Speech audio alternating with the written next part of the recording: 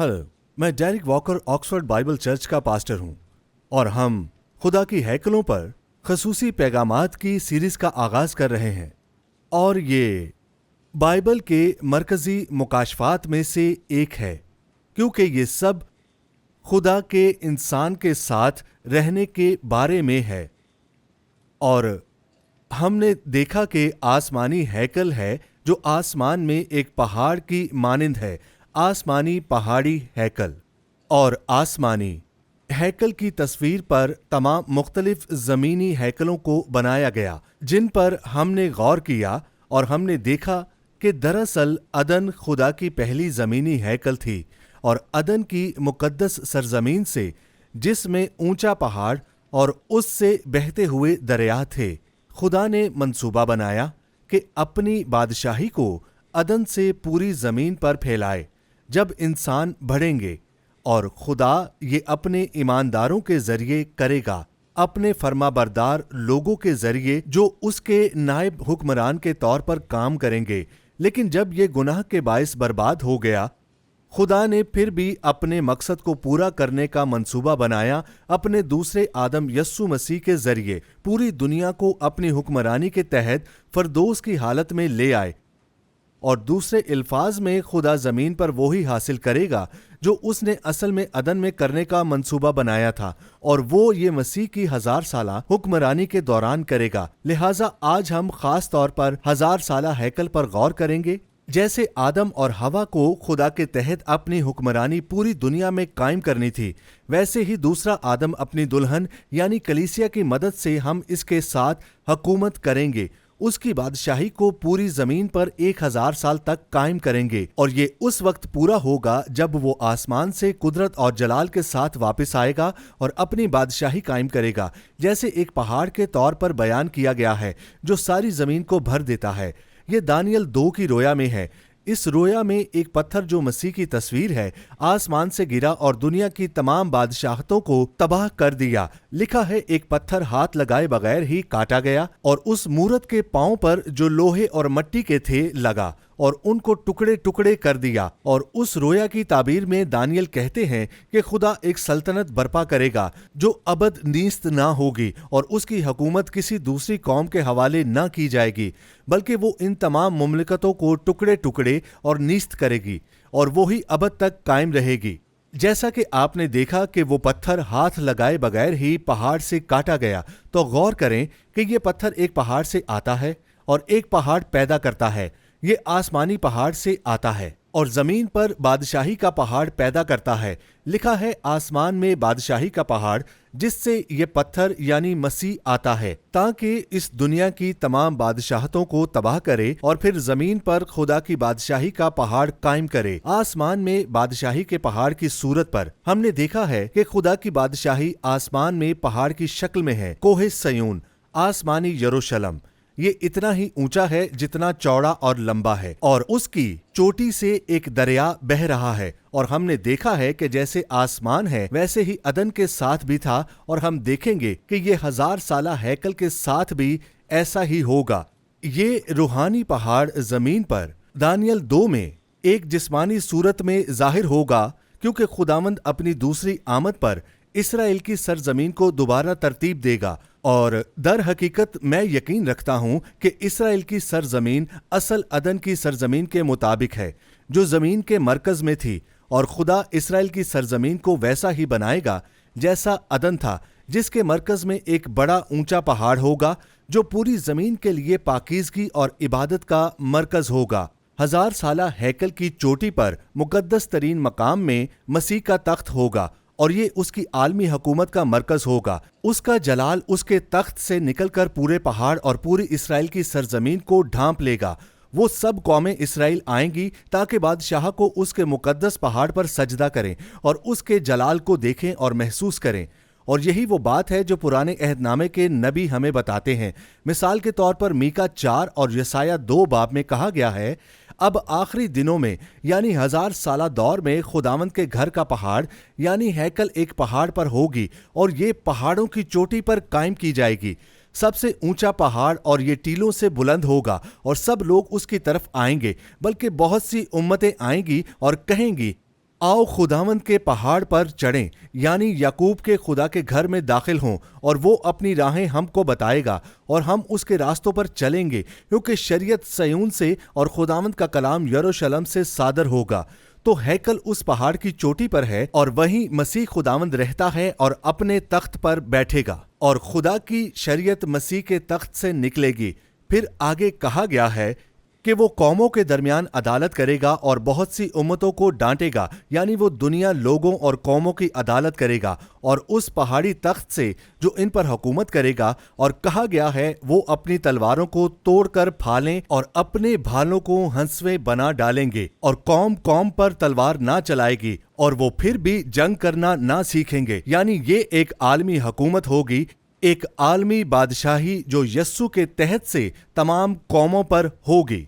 और वहां एक दरिया बहेगा जो मुकद्दस तरीन मकाम से निकलेगा, जैसा कि हिजकिय्याल 47 में बयान किया गया है, जो हैकल से निकलेगा। ये दरिया बहेगा जो नीचे जनूब में वाक़या शहर यरूशलेम में जाएगा। फिर ये 2 दरियाओं में तकसीम हो जाएगा जो जमीन को सैराब करेंगे, बिल्कुल जैसे अदन में था। और यूं खुदा अपने बुलंद मुकद्दस पहाड़ को बहाल करेगा, जैसे उसकी हैकल और तख्त होगा, और जहां से जिंदा पानी बहेगा। ये इस बात की तस्दीक करता है कि असल अदन भी एक बुलंद पहाड़ था जहां से दरिया बहते थे, और आप जानते हैं 1000 साला दौर में ये वादा पूरा होगा। अजीजों, गौर करें, ये 1000 साला बादशाही में पूरा होगा। दोनों पहाड़ जमीन पर सबसे बुलंद हैं ताकि इनकी मुकद्दसीत को खुदा के पहाड़ के तौर पर जाहिर किया जा सके। तो जो खुदा ने असल अदन में शुरू किया था वो इसे अपने 1000 साला बादशाही में मुकम्मल करेगा, और दोनों सूरतों में उसकी बादशाही, ताकत और जलाल एक पहाड़ी हैकल से जाहिर और अलामत बनती है जिसकी चोटी से जिंदगी का दरिया बहता है। ये दोनों आसमानी हैकल की तस्वीर और नकल है। अब हिजकिय्याल हमें इस 1000 साला पहाड़ की तफसीली वजाहत देता है। हिजकिय्याल 37 में खुदा फरमाता है, और मैं उनके साथ सलामती का अहद बांधूंगा जो उनके साथ अबदी अहद होगा, और मैं उनको बसाऊंगा और फरावानी बख्शूंगा, और उनके दरमियान अपने मकदस को हमेशा के लिए कायम करूंगा। मेरा खैमा भी उनके साथ होगा, मैं उनका खुदा हूंगा और वो मेरे लोग होंगे। मेरा खैमा भी उनके साथ होगा और मैं उनका खुदा हूंगा और वो मेरे लोग होंगे। और जब मेरा मकदस हमेशा के लिए उनके दरमियान रहेगा तो कौमें जानेगी कि मैं खुदावंद इसराइल को मुकद्दस करता हूँ। खुदा का जलाल इसराइल को इसी तरह ढांप लेगा जैसे अदन को ढांपता था। और जब मेरा मकदस हमेशा इनके दरमियान होगा तो गौर करें कि ये खुदा की हजूरी और जलाल है जो मसीह में उसके मुकद्दस मकाम, उसकी हैकल से चमक रहा है, जो इसराइल को बाकी दुनिया से ज्यादा जलाल के साथ मुकद्दस करेगा। हिजकिय्याल 39 में वो आर्मगेडन की जंग और फिर अपनी वापसी पर इसराइल की बहाली को बयान करता है, और फिर 40 से 48 तक वो मसीह की इस 1000 साला बादशाही को बयान करता है। और ख़ास तौर पर वो बड़ी तफसील से इस पहाड़ी हैकल का जिक्र करता है जहां से मसीह ज़मीन पर हुक्मरानी करेगा। आइए इस हवाले की कुछ आयात देखते हैं। मैं इन आयात को बाइबल में से आपके लिए पढ़ता हूं। जैसा कि हिजकिय्याल 40 में लिखा है कि वो मुझे खुदा की रोयतों में इसराइल के मुल्क में ले गया, और उसने मुझे एक निहायत बुलंद पहाड़ पर उतारा, और उसी पर जनूब की तरफ, यानी उस चोटी के जनूब में, यानी हिजकिय्याल था, गोया एक शहर का सा नक्शा था। तो हैकल चोटी पर है और जनूब की तरफ जो कि पहाड़ के दरमियान में है जैसे यरूशलेम का शहर है। तो चोटी मुकद्दस तरीन जगह की तरह है। दरमियानी सतह जो पहाड़ के आधे हिस्से पर है मुकद्दस जगह की मानिंद है, और इसे उस हैकल पर बिठाया गया। और अगले चंद अबवाब में वो एक फरिश्ता के साथ हैकल के इर्द गिर्द चलता है और उस हैकल की तमाम पैमाइशें लेता है, और उससे इसे इसका तफसीली नक्शा मिलता है। और वो शहर देखता है जहां ज्यादातर लोग रहते हैं, तो जनूब की तरफ निचली जमीन पर। अब ये ज़बूर 48 से भी मुताबिकत रखता है। इसमें लिखा है, खुदावंद अजीम है और हमारे खुदा के शहर में अपने कोहे मुकद्दस पर खुदावंद बुजुर्ग और बेहद सताइश के लायक है। शहर पहाड़ पर है, बुलंदी में खूबसूरत, यानी ऊंचाई, शुमाल की जानब कोहे सयून पर जो बड़े बादशाह का शहर है। तो शहर के नुक्ता नजर से कोहे सयून जिस पर हैकल है शुमाल की तरफ ऊंची जगह पर है, اور یہی حال داؤد کے شہر اور ہیکل کے پہاڑ کے ساتھ بھی تھا۔ اب حزقیل 43 میں یوں مرقوم ہے، پھر وہ مجھے پھاٹک پر لے آیا جس کا رخ مشرق کی طرف ہے، اور کیا دیکھتا ہوں کہ اسرائیل کے خدا کا جلال مشرق کی طرف آیا، اور اس کی آواز سیلاب کے شور کی سی تھی، اور زمین اس کے جلال سے منور ہو گئی، اور یہ اس رویا کی نمائش کے مطابق تھا جو میں نے دیکھی تھی، ہاں اس رویا کے مطابق جب میں شہر کو برباد کرنے آیا تھا۔ لیکن اب وہ خدا کے جلال کو اس نئی ہیکل، چوتھی ہیکل میں واپس آتے ہوئے دیکھ رہا ہے، اور یہ خدا کے جلال سے بھر جائے گی۔ لکھا ہے، اور خداوند کا جلال اس پھاٹک کی راہ سے جس کا رخ مشرق کی طرف ہے ہیکل میں داخل ہوا، اور روح نے مجھے اٹھا کر اندرونی صحن میں پہنچا دیا، اور کیا دیکھتا ہوں کہ ہیکل خداوند کے جلال سے معمور ہے، اور یہ بہت اہم آیت ہے۔ غور کریں، وہ اس ہیکل میں کھڑا ہے۔ پھر میں نے اسے یعنی خداوند کو ہیکل سے مجھ سے بات کرتے ہوئے سنا، تو اب خدا اس سے بات کر رہا ہے، اور میں نے کسی کی آواز سنی جو ہیکل میں سے میرے ساتھ باتیں کرتا تھا، اور ایک شخص میرے پاس کھڑا تھا۔ مسیح اس سے ہیکل کے مقدس ترین مقام سے بات کر رہا ہے، جبکہ ایک آدمی جو غالباً ایک فرشتہ ہے میرے پاس کھڑا تھا، اور اس نے مجھ سے کہا، اے ابن آدم، یہ میرے تخت کی جگہ ہے۔ اس کے تخت کی جگہ کہاں ہے؟ ہیکل، اور خاص طور پر مقدس ترین مقام کے تخت کی جگہ ہے، اور میرے قدموں کے تلوے کی جگہ ہے، اور جہاں میں ہمیشہ اسرائیل کے بچوں کے درمیان رہوں گا۔ تو تخت مقدس ترین مقام میں ہے جو کہ ہیکل میں ہے، اور یہی اس کے تخت کی جگہ ہے، اس پہاڑ کی چوٹی پر، بالکل اسی طرح جیسے ہم نے ہیکل کے پہاڑوں کی دوسری تصاویر دیکھی ہیں۔ یعنی اس کا مطلب ہے کہ ہیکل جس میں مقدس ترین مقام ہے وہ پہاڑ کی چوٹی پر ہونا چاہیے، کیونکہ وہیں خدا کی حضوری سب سے زیادہ ہے۔ اسی لیے پہاڑ کی چوٹی کے ارد گرد سب سے مقدس جگہ ہے، کیونکہ اس کی شان و شوکت مقدس ترین مقام سے نکلتی ہے، جہاں مسیح تخت نشین ہے۔ پہاڑ پر نیچے شہر مقدس جگہ کی طرح ہے، جیسے عدن کا باغ۔ باقی مقدس زمین عدن کے مشرقی حصے کی طرح ہے۔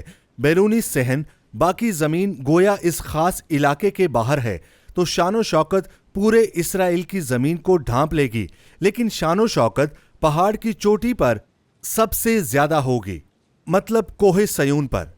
پہاڑ کی چوٹی کے ارد گرد پورا علاقہ سب سے مقدس ہے، یعنی اس کا مطلب ہے کہ ہیکل جس میں مقدس ترین مقام ہے وہ پہاڑ کی چوٹی پر ہونا چاہیے، کیونکہ وہیں خدا کی حضوری سب سے زیادہ ہے، کیونکہ اس کی شان و شوکت مقدس ترین مقام سے نکلتی ہے، جہاں مسیح تخت نشین ہے۔ اس باغ سے جو دریا بہتا ہے یروشلم میں جاتا ہے، اور پھر دریا بہتا ہوا باقی زمین کی طرف نکل جاتا ہے، اور یہ بالکل اسی طرح ہے جیسے عدن کا پہاڑ۔ کوہ سیون 1000 سالہ دور میں غور کریں کہ دریا پہاڑ کی چوٹی سے بہتا ہے، مقدس ترین مقام سے۔ باغ شہر کے ذریعے مقدس مقام تک، اور پھر باقی زمین تک، بیرونی صحن تک۔ یہ تصویر آسمانی یروشلم اور زمینی عدن کی بھی ہے، اور اب ہم یہی چیز 1000 سالہ بحالی میں دیکھتے ہیں۔ یہ تصویر ہماری بھی ہے۔ روح القدس ہمارے روح کے مقدس ترین مقام سے ہمارے بدن کے ذریعے بہتا ہے، جو ایک باغ کی مانند ہے جہاں ہمیں پھل لانا ہے، اور پھر ہمارے ذریعے زندہ پانی کی ندیوں کی طرح بہتا ہے، اور پھر ہمیں اس کے کام کرنے کے لیے مسا کرتا ہے۔ جب ہم اس کی فرمانبرداری کرتے ہیں، وہ دریا ہمارے ذریعے دوسروں تک بہتا ہے، اور اس طرح ہم اپنے باغ میں زندگی کے دریا کے ذریعے پھل پیدا کرتے ہیں، جو ہمارے روح کے مقدس ترین مقام سے بہتا ہے۔ خداوند کی تعریف ہو۔ اور یہ سب چیزیں تصویریں ہیں جو ظاہر کرتی ہیں کہ خدا ہمارے روح سے، ہمارے بدن کے ذریعے اور ہمارے باقی حصوں کے ذریعے دنیا میں کام کرتا ہے۔ 1000 سالہ دریا بہت اہم ہے، اور اس کے بارے میں بہت باتیں کی گئی ہیں۔ یہ ہمارے اندر خدا کے دریا کی تصویر ہے، جیسے ہم اس کی ہیکل ہیں۔ خدا کی تعریف ہو۔ اور یرمیہ 3:16 کہتا ہے کہ جب ان ایام میں تم ملک میں بڑھو گے اور بہت ہوگے، تب وہ پھر نہ کہیں گے کہ خداوند کے عہد کا صندوق وہ میرے شمال میں آئے گا۔ وہ ہرگز اسے یاد نہ کریں گے، اور اس کی زیارت کو نہ جائیں گے، اور اس کی مرمت نہ ہوگی۔ उस वक्त यरूशलेम को खुदावंद का तख्त कहा जाएगा। इस तरह तख्त वहां होगा और तमाम कौमें उसके पास जमा होंगी खुदावंद के नाम के लिए यरूशलेम में। तो यरूशलेम भी पूरे जबल सयून के लिए एक नाम होगा, यानी आसमानी यरूशलेम में। अब हिजकिय्याह कहता है कि उस पहाड़ का पूरा इलाका 25,000 हाथ लंबा और 25,000 हाथ चौड़ा होगा, यानी 4 कोनों वाला, जैसे आसमानी हैकल 4 कोनों वाला है। ये पहाड़ भी 4 कोनों वाला होगा। इसका मतलब ये है कि ये मुकम्मल चोटी नहीं है, बल्कि एक पहाड़ की तरह है। तो पहाड़ की बुनियाद हर तरह तकरीबन 40 से 50 मील होगी। और कहा गया है कि हैकल से एक दरिया बह रहा है। ये दरिया अदन की चोटी से बहता था, और जैसे आसमानी हैकल की चोटी से दरिया बहता है, जिंदगी का दरिया, और ये एक ज़ेरे ज़मीन चश्मा से बहता है। और ये दरिया इतना अहम है कि इसे हिजकिय्याह 46 में पूरा एक बाब दिया गया है। हिजकिय्याह कहता है, फिर वो मुझे हैकल के दरवाजे पर वापस लाया, और क्या देखता हूं कि हैकल के आस्ताना के नीचे से पानी मशरिक की तरफ निकल रहा है, क्योंकि हैकल का सामना मशरिक की तरफ था। इस हैकल की सिमत पर गौर करें। पानी हैकल की दहनी तरफ के नीचे से मज़बा की जनूबी जानब से बहता था। उसने मुझे शुमाली दरवाजे के रास्ता से बाहर निकाला, और वहीं दाएं तरफ पानी बह रहा था। और उस मर्द ने, जिसके हाथ में पैमाइश की डोरी थी, मशरिक की तरफ बढ़कर 1000 हाथ नापा और मुझे पानी में से चलाया, और पानी टखनों तक था। फिर उसने 1000 हाथ और नापा और मुझे उसमें से चलाया, और पानी घुटनों तक था।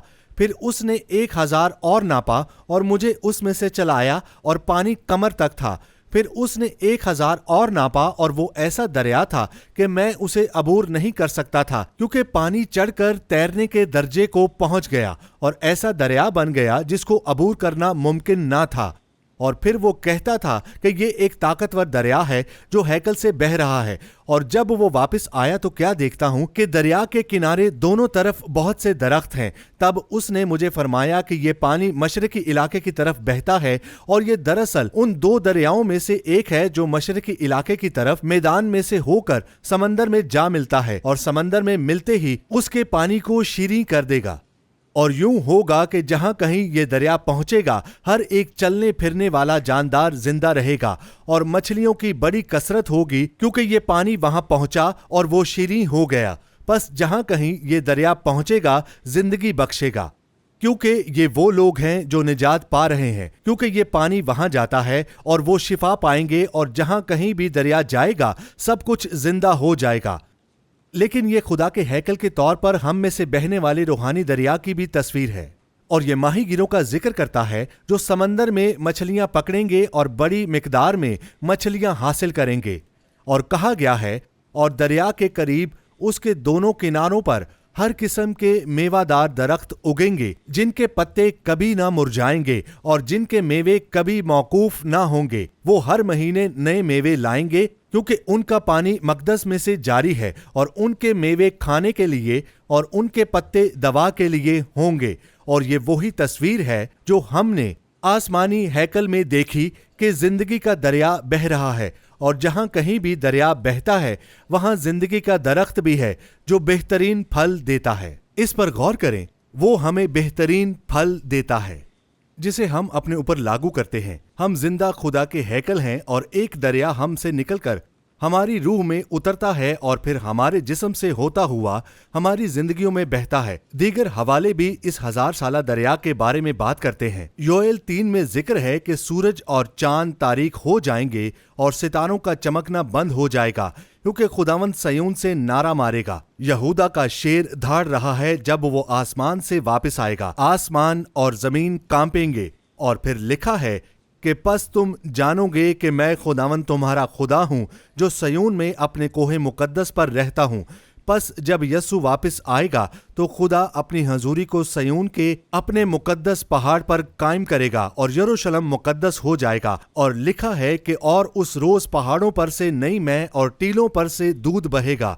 और ये भी लिखा है, और यहूदा की सब नदियों में पानी जारी होगा जैसे अदन का बाग हो। और खुदावंद के घर से एक चश्मा फूट निकलेगा और वादिये शतीम को सैराब करेगा। और फिर एक बार खुदावंद के घर से मुकद्दस तरीन मकाम से एक चश्मा निकलेगा जो सारी जमीन کو سیراب کرے گا۔ خداوند کی تعریف ہو۔ اور آپ کی روح میں زندگی کا ایک چشمہ ہے، ابدی زندگی کا، جو جب آپ اس دریا کو بہنے دو گے تو یہ آپ کی پوری زندگی کو سیراب کرے گا۔ زکریا 14واں باب اس کے بارے میں بات کرتا ہے اور آرمیگیڈن کو بھی بیان کرتا ہے، اور وہ کہتا ہے کہ تب خداوند خروج کرے گا اور ان قوموں سے لڑے گا جیسے جنگ کے دن لڑا کرتا تھا۔ پھر فتح یاب ہونے کے بعد وہ زیتون کے پہاڑ پر کھڑا ہوگا، اور زیتون کا پہاڑ مشرق سے مغرب تک 2 حصوں میں تقسیم ہو جائے گا، ایک بڑا پہاڑ بن جائے گا۔ میرا یقین ہے کہ حزقیل کا دریا اسی وادی سے بہے گا اور سمندر تک جائے گا، اسے زندہ کر دے گا۔ اور پھر یہ کہا گیا ہے کہ خداوند میرا خدا آئے گا اور سب قدوسی تیرے ساتھ، اور اس روز روشنی نہ ہوگی اور اجرام فلک چھپ جائیں گے، پر ایک دن ایسا آئے گا جو خداوند ہی کو معلوم ہے، وہ نہ دن ہوگا نہ رات، لیکن شام کے وقت روشنی ہوگی، اور اس روز یروشلم سے آب حیات جاری ہوگا۔ اس پہاڑ سے جو آپ دیکھتے ہیں، جو کہ آدھا مشرق کی طرف بہے گا اور آدھا مغرب کی طرف بہے گا، تو حقیقت میں وہ دریا مشرق اور مغرب کی طرف بہیں گے، کم از کم 2 ہو سکتا ہے، اس سے زیادہ بھی ہوں، اور یہ گرمیوں اور سردیوں میں واقع ہوگا۔ تو یہ دریا کسی بارش کے بغیر بہے گا، کیونکہ اس کا منبع وہ چشمہ ہے جو خداوند کے پہاڑ پر ہے۔ اور یوں کہا جاتا ہے کہ یوئیل اور حزقیل دونوں کہتے ہیں کہ اس دریا کا منبع ہیکل ہے، مقدس پہاڑ کی چوٹی پر۔ یہ ایک ہی دریا کے طور پر شروع ہوتا ہے۔ پھر زکریا کہتے ہیں یروشلم سے 2 سمتوں میں بہتا ہے، مشرق اور مغرب کی طرف، تاکہ زمین کو سیراب کرے۔ تو اسے پہلے یروشلم کے شہر کی طرف بہنا چاہیے، جو کہ مقدس جگہ کی طرح ہے، جیسے عدن کا باغ، اور پھر یہ 2 شاخوں میں تقسیم ہو جاتا ہے، اور یروشلم سے مشرق اور مغرب کی طرف باقی زمین کی طرف بہتا ہے، بالکل اسی طرح جیسے ہم نے اصل عدن میں دیکھا تھا۔ پس وہاں 4 دریا تھے، اور یہ ظاہر کرتا ہے کہ زندگی کا دریا سب سے پہلے ہماری روح میں بہنا چاہیے، مقدس جگہ، اور پھر ہماری روح سے یہ 4 سمتوں میں بہنا چاہیے، اور اسی لیے ہماری روح کو روح کے تابع ہونا چاہیے تاکہ وہ دریا بہہ سکے۔ ہماری روح سے کم تر ہے، اسے روح کے تابع ہونا چاہیے، پھر پانی ہماری روح میں بہہ سکتا ہے، اور پھر ہماری زندگی سے باہر نکل سکتا ہے۔ اور پھر کہا گیا ہے کہ وہ خداوند ساری دنیا کا بادشاہ ہوگا۔ پھر زکریا آگے کہتے ہیں کہ اور یروشلم کے جنوب میں تمام ملک جبہ سے رمون تک میدان کی مانند ہو جائے گا، پر یروشلم بلند ہوگا، یروشلم بلند کیا جائے گا اور ہر ایک جگہ پر آباد ہوگا۔ تو یہ پہاڑ سارا ملک بلند کر دیا جائے گا، لیکن یروشلم ایک سطح مرتفع پر ہوگا۔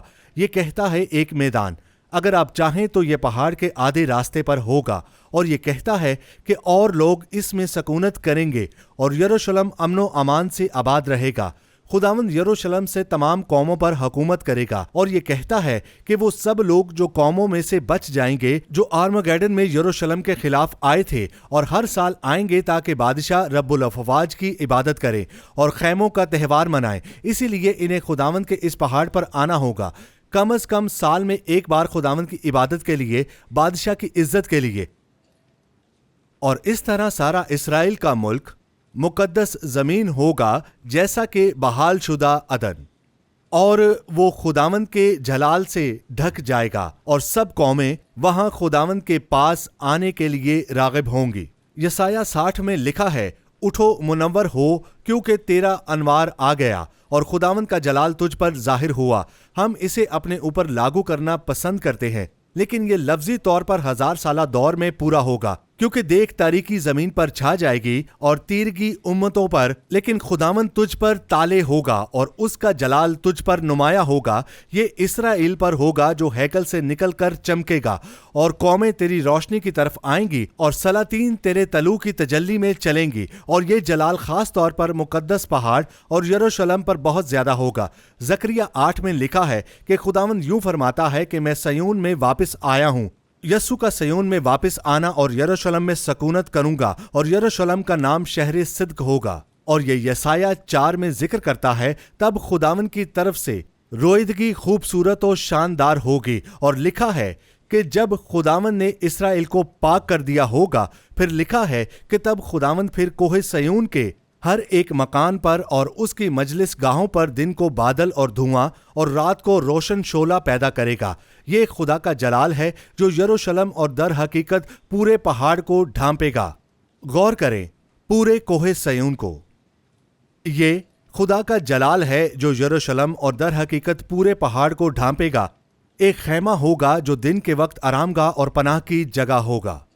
پھر حزقیل 48 میں لکھا ہے کہ شہر کا نام اسی دن سے یہ ہوگا کہ خداوند وہاں ہے، یعنی یہوہ شمع۔ شہر کا نام ہے خداوند موجود ہے، کیونکہ پورا پہاڑ خداوند کی ہیکل ہوگی، اور ایک لحاظ سے سارا اسرائیل خدا کی خاص سکونت گاہ ہوگی، اور خاص طور پر پہاڑ کی اونچی جگہ پر جہاں یروشلم اور ہیکل ہوگی، وہاں خداوند موجود ہوگا، اور یہ زمین کے لیے توجہ کا مرکز ہوگا۔ اور یوں یہ شاندار تصدیق ہے کہ خدا کی ہیکلیں روحانی طور پر پہاڑوں کی طرح بنائی گئی ہیں۔ کیا یہ آخری اور سب سے عظیم زمینی ہیکل جو خدا 1000 سالہ دور میں قائم کرے گا، ایک بلند پہاڑ پر قائم ہوگی؟ اور یہ اس بات کی بھی تصدیق کرتا ہے کہ عدن خدا کی اصل زمینی ہیکل تھی جو ایک پہاڑ پر قائم کی گئی تھی، کیونکہ 1000 سالہ دور میں جب مسیح زمین کو گناہ سے پہلے کی حالت میں بحال کرے گا تو وہ اپنی آخری زمینی ہیکل ایک بلند پہاڑ پر قائم کرے گا، مقدس سرزمین میں، جہاں سے مسیح زمین پر حکومت کرے گا۔ اور یوں 1000 سالہ پہاڑی ہیکل وہی ہے جو عدن میں کھو گئی تھی۔ اس کی بحالی ہے۔ خدا کا اصل مقصد جو عدن میں تھا وہ پورا ہوگا جب اس کی بادشاہی اسرائیل کی مقدس سرزمین سے پوری زمین پر پھیل جائے گی۔ وہ اپنے تخت پر اپنی پہاڑی ہیکل کے مقدس ترین مقام پر حکومت کرے گا۔ زمین کوہ سیون جو آسمانی کوہ سیون کی شبیہ ہے۔ پس جب یسوع واپس آئے گا تو وہ زمین کو اسی طرح بحال کرے گا جیسا کہ وہ اصل میں عدن میں تھی۔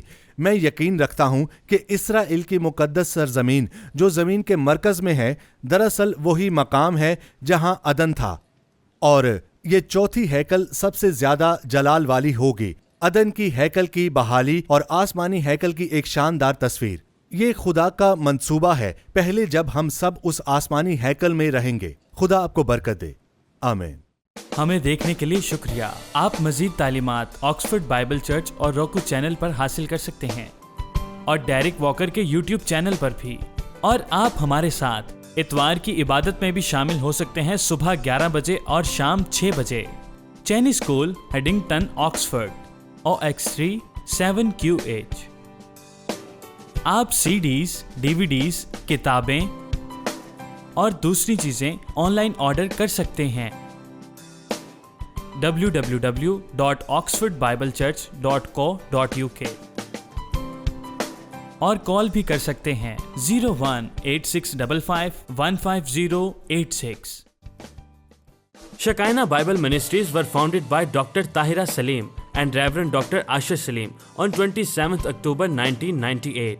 The foundation of organization was laid by Reverend Dr. Shahid Siraj Deen, who was called home by God on 14th Feb 1998. The organization commenced its working through Bible Institute and then by the grace of God developed following establishments: Shekinah Bible Church, Shekinah Sunday School, Shekinah Movie Society, Shekinah Messaging Services, Shekinah Adult Youth, Daughters of Shekinah, Shekinah Bible Institute, Shekinah News, Shekinah Medical Camp, Shekinah EMAC.